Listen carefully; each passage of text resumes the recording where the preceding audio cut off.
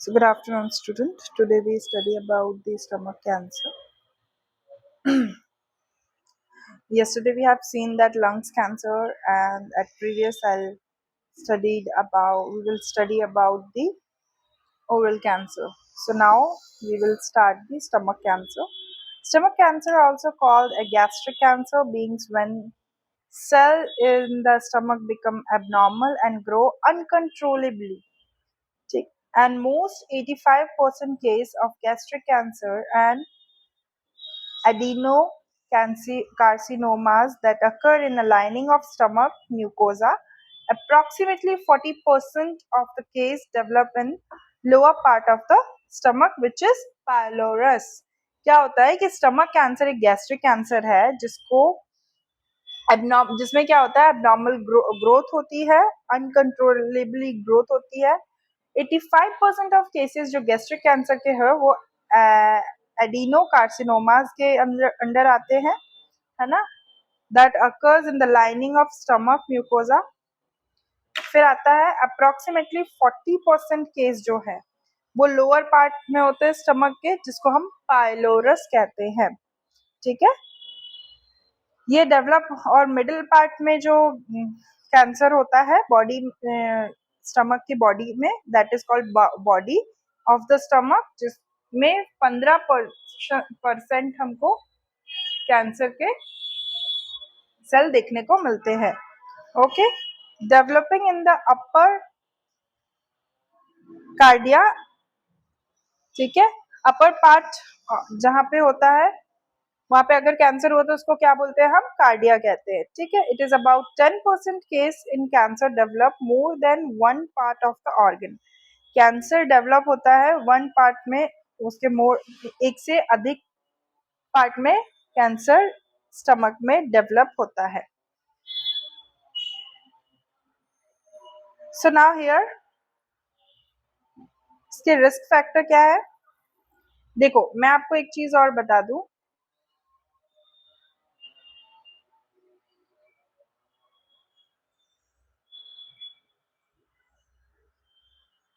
Cancer अगर stomach में हुआ तो उसके आजू बाजू जितने भी ऑर्गन आएंगे उन सभी जगह को भी वो क्या करेगा, उन सभी जगह पे भी कैंसर सेल डेवलप करवा देगा और बाकी ऑर्गन्स भी उसके अंदर आ जाएंगे. ठीक है, तो उन सभी ऑर्गन को भी कैंसर होगा. Right. Next is the risk factor. कैसे हो सकता है इन्फेक्शन विथ हेलिकोबैक्टीरिया पाइलोरी बैक्टीरियम. ठीक है, क्या होता है, हेलिकोबैक्टीरिया पाइलोरी बैक्टीरियम की वजह से हो सकता है. A diet high in consumption, smoke. देखो, ऐसी डाइट जिसमें सॉल्ट और स्मोक ज्यादा हो, मसाले ज्यादा ऐड ऑन हो, उन डाइट्स में भी रिस्क कैंसर, स्टमक कैंसर होने के चांसेस होते हैं. ठीक है, high consumption of red meat का भी हाई कंजप्शन हो तब भी, स्मोकिंग एंड अल्कोहल अब्यूज उस कंडीशन में भी, प्रीवियस स्टमक सर्जरीज में भी. ठीक है, ये कैंसर अकर होता है. ठीक है,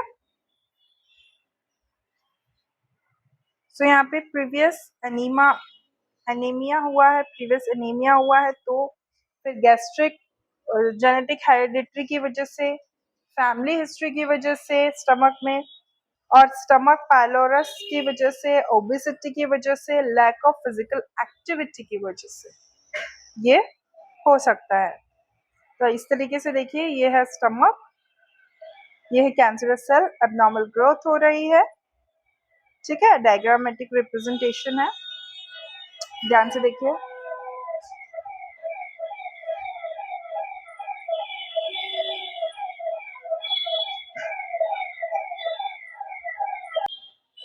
Clinical manifestation of the stomach cancer can caused by the following sign and symptoms.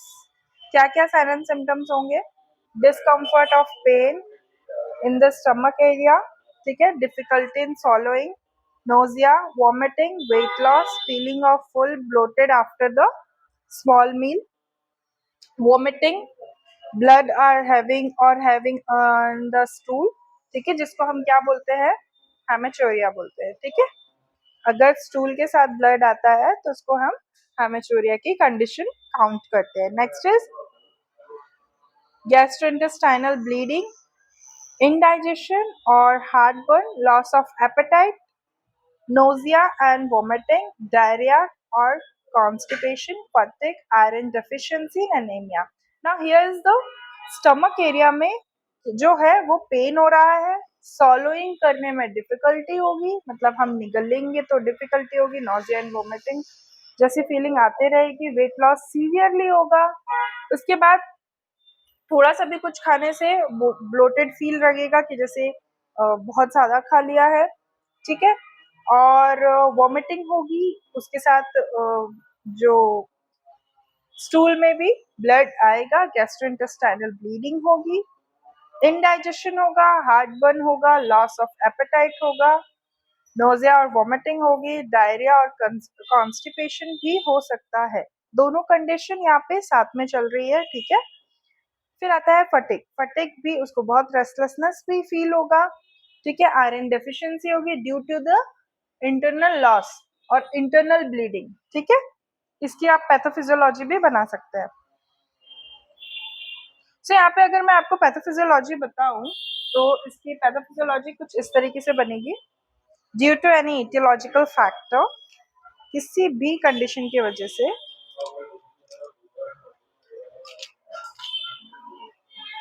यहाँ पे देख सकते हैं आप,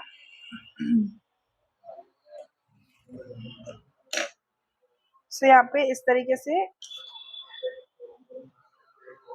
due to any etiological factor, etiology क्या है, जिसकी वजह से, रिस्क फैक्टर या फिर इटियोलॉजिकल फैक्टर। यहाँ पे क्या होगा, डिफिकल्टी ऑफ सॉल्विंग उठाते हैं हम। ठीक है, ये वाला पोर्शन उठाएंगे। यहाँ पे क्या होगा, डिफिकल्टी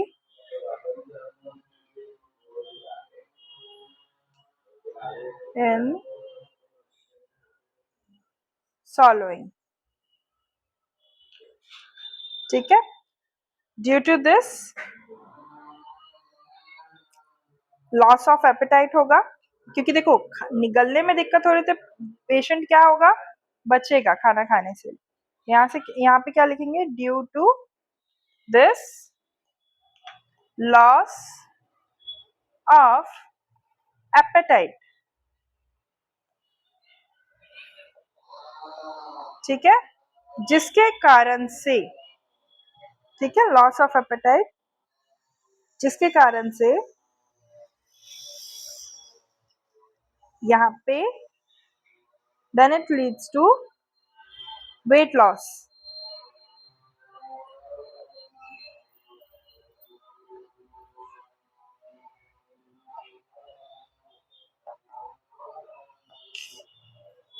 और आयरन डेफिशिएंसी एंड अनीमिया, ये वाला कॉज भी उठा लो। देन उसकी देखो, अगर कुछ चीज हमको लिखनी है तो इस तरीके से लिखेंगे।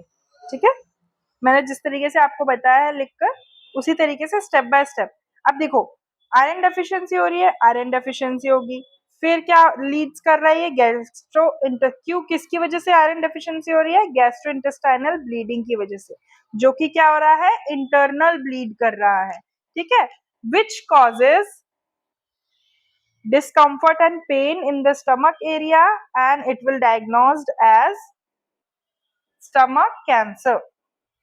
Got it? Now next we have moved to the management process. देखो, सबसे पहले मेडिकल सर्जिकल लिखने का एक पैटर्न होता है, तो उसको किस तरीके से हमको लिखना है, हमें उसमें बताना है उसका इंट्रोडक्शन क्या है, वो उसके बारे में बताना है, उसकी डेफिनेशन को बताना है, then it leads to the etiological part, then after that clinical manifestation, then pathophysiology की किस किस तरीके से हो रहा है, देन मैनेजमेंट पार्ट। तो मैनेजमेंट के पहले इन्वेस्टिगेशन और डायग्नोसिस आता है, तो हम इन्वेस्टिगेशन को रिमूव करके हम सीधा डायग्नोसिस करेंगे। क्यों करेंगे, क्योंकि हम इन्वेस्टिगेशन पार्ट तो इसी में बता दे रहे हैं ना, पैथोफिजियोलॉजिकल में। तो इस तरीके से हम क्या करेंगे, इसका डायग्नोसिस करेंगे। जब हम डायग्नोसिस करेंगे तो उसमें क्या हम दिखाएंगे कि इस कारण से ये डिजीज कॉज हुई है, राइट। देन फिर हम मूव होंगे मैनेजमेंट की तरफ। तो as I told you previously, there are three types of management: medical, surgical and nursing management। तो यहाँ पे सबसे पहले तो मेडिकल मैनेजमेंट के बारे में देखते हैं। मेडिकल मैनेजमेंट में क्या हो रहा है बच्चों? मेडिकल मैनेजमेंट में यहाँ पर स्टेप बाय स्टेप हम जो इसके सिम्टोमेटिक ट्रीटमेंट है, मतलब जैसे उसको पेन हो रहा है, उसको रेस्टलेसनेस लग रही है, ये सब चीजें हम ट्रीट करेंगे मेडिकल में। सर्जरी में हम जो सर्जरी रिलेटेड पार्ट है उसको करेंगे। नर्सिंग में जो आफ्टर, बिफोर और आफ्टर, ठीक है, पोस्ट ऑपरेटिव और प्री ऑपरेटिव, और कुछ किसी किसी में इंट्रा ऑपरेटिव, मतलब सर्जरी के दौरान कैसी क्या क्या क्या चीजें देनी है वो भी हम लिखते हैं। So here we can go from the surgery part. सबसे पहले उसकी इंडोस्कोपिक म्यूकोजल रिसेक्शन करेंगे, ठीक है, endoscopic mucosal resection. Surgery is most common in a treatment in is the only hope of और क्योर ऑफ स्टमक कैंसर। हाँ, सिर्फ surgery के थ्रू ही स्टमक कैंसर को हील किया जा सकता है। द सर्जन रिमूव पार्ट और all stomach as well as the surrounding lymph node with the basic of goal removing. Okay, so goal of removing all cancer and margin of the normal tissue। देखो यहाँ पे जो surrounding है उसके lymph node वगैरह और जो उसके सराउंडिंग में जो अगर कैंसर हुआ है, कैंसर सेल डेवलप हुई है, तो हम उसको कैसे चेक करेंगे? पहले तो इंडोस्कोप करेंगे उसका, ठीक है। एक इंडोस्कोप मतलब होता है एक ट्यूब होती है जिसमें कैमरा लगा होता है, एक स्लिम सी ट्यूब होती है, उसको हम इंसर्ट करके एग्जैक्ट कॉज पता करने के लिए कि किस जगह पे किस रीजन में है उसको इंसर्ट करके देखते हैं, ठीक है। तो यहाँ पे सबसे पहले हम क्या करेंगे, इंडोस्कोपिक म्यूकोजल रिसेक्शन। तो उससे ही हम जब हम उसको देखते हैं तो उसी में इंस्ट्रूमेंट्स लगे होते हैं जो कि हमें हेल्प करते हैं बाकी ऑर्गन्स, मतलब बाकी चीज़ों को ऑपरेट करने में या छोटा सा इंसिजन लगाने में काम आता है। ओके, सो ये गैस्ट्रेक्टोमी भी कर सकते हैं। गैस्ट्रेक्टोमी मतलब स्टमक को रिमूव भी कर सकते हैं। और यू कैन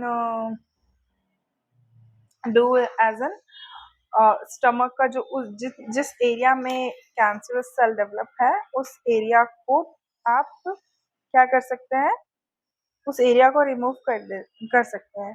फिर आता है बिलरोथ 1 जिसमें हम गैस्ट्रिक यूडोनोस्टॉमी होता है और गैस्ट्रिक जिजोनोटॉमी होता है। एक डिओडिनोटॉमी होता है और एक जिजोनोटॉमी होता है, जिसमें first part of the stomach will be removed, which is known as gastroduodenectomy, और बिलरोथ सेकेंड जिसको हम गैस्ट्रिक जियोजेनोटॉमी कहते हैं, ठीक है। जिसमें ये देखिए इस तरीके से एंथ्रस फंडस डिओडिनम, ये जो है ये डिओडिनम पार्ट है, इसको रिमूव कर देंगे, ठीक है। फिर इस पार्ट को, इसमें ये जो फर्स्ट पार्ट है इसको रिमूव करा, और ये वाला जो पार्ट है, ठीक है, इसको कनेक्ट किससे कर देंगे हम? इंटेस्टाइन से। Okay, so here you can see jejunectomy, तो जिजनम का पार्ट जो है वो हमने इंटेस्टाइन से कनेक्ट कर दिया, और यहाँ पे डिओडिनम का जो पार्ट है वो हमने स्मॉल इंटेस्टाइन से कनेक्ट कर दिया। यू कैन सी, ओके, ये देखिए, फिर हम आगे बढ़ते हैं।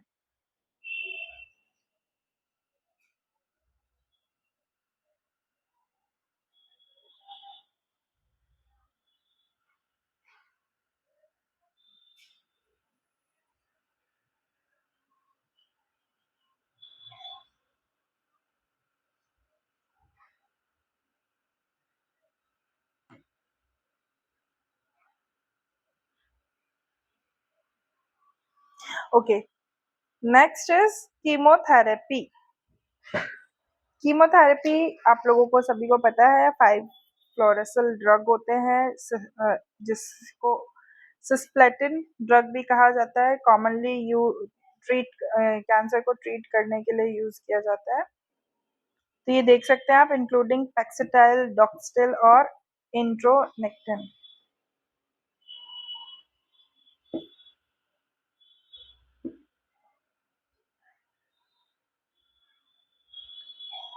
ओके, देन यहाँ पे डेक्सट्रिल और इर्नोसेटेंट जो कीमोथेरेपी है उसको यूज करेंगे, ट्रीट करने के लिए यूज होता है कैंसर को। ठीक है, फिर आता है रेडिएशन थेरेपी। रेडिएशन थेरेपी में patient with stomach cancer usually received external beam radiation therapy. In some cases, inoperative radiotherapy is used. देखो, एक्सटर्नल बीम कैंसर रेडिएशन लेता है जिससे कि जो ड्यूरिंग द थेरेपी वो जो है जहाँ पे ये पार्ट, जिस पार्ट में ये कैंसरस सेल बल्क में है उसको क्या कर देगा, श्रिंक कर देगा। ठीक है, तो उसको हम रेडिएशन थेरेपी कहते हैं इस तरीके से। फिर आता है हमारा प्रिवेंशन पार्ट। ओके, सो यहाँ पे प्रिवेंशन पार्ट है, stomach cancer can not be prevented in all cases.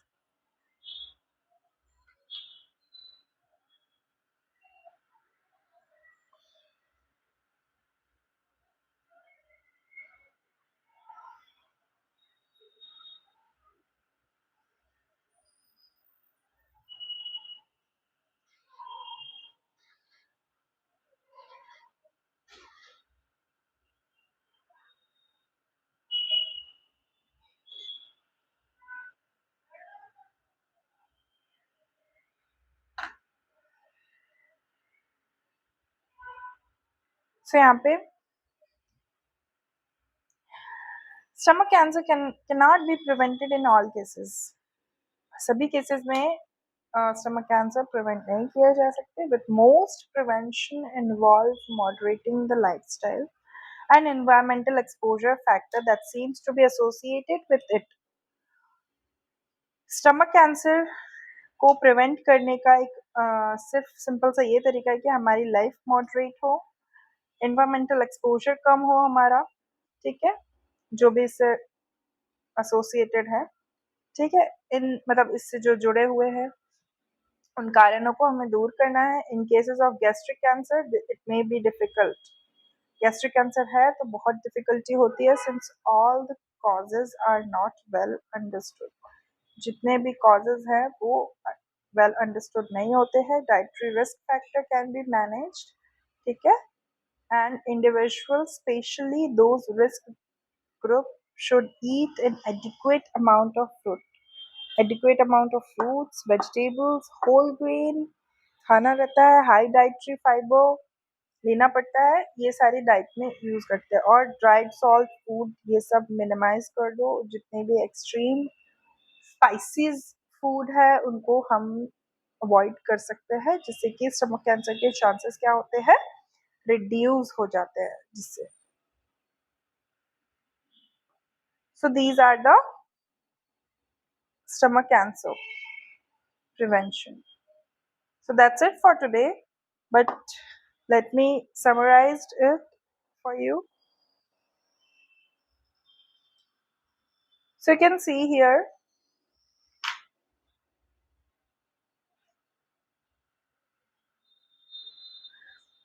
आज हमने क्या पढ़ा, स्टमक कैंसर के बारे में पढ़ा, जो कि गैस्ट्रिक कैंसर भी कहा जाता है, that becomes abnormal and grow uncontrollably. 85% cases of gastric cancer are adenocarcinomas that occur in the lining of stomach mucosa. Approximately 40% of cases develop in the lower part of the stomach or pylorus, in the middle part of the body, and in 15% of develop in the upper part of the cardium. Risk factor infection is helicobacteria की वजह से होता है। Smoking की वजह से, previous stomach surgery की वजह से ये देखने को मिलता है, ठीक है। और ओबेसिटी की वजह से भी दिखता है, ठीक है। एंड मैनी अदर कॉजेज हैं इसके। Clinical manifestation, weight loss, difficulty in swallowing, discomfort in the stomach area, feeling full or bloated after a small meal, vomiting or bloated or having।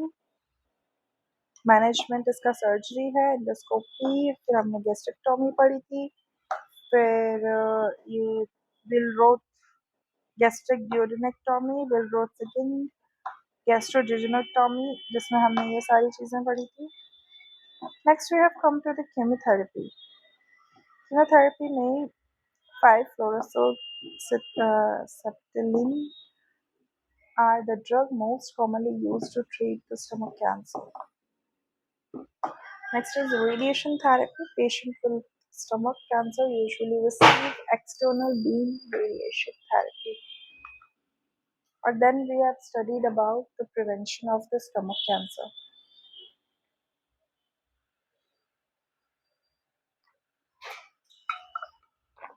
So that's it for today class.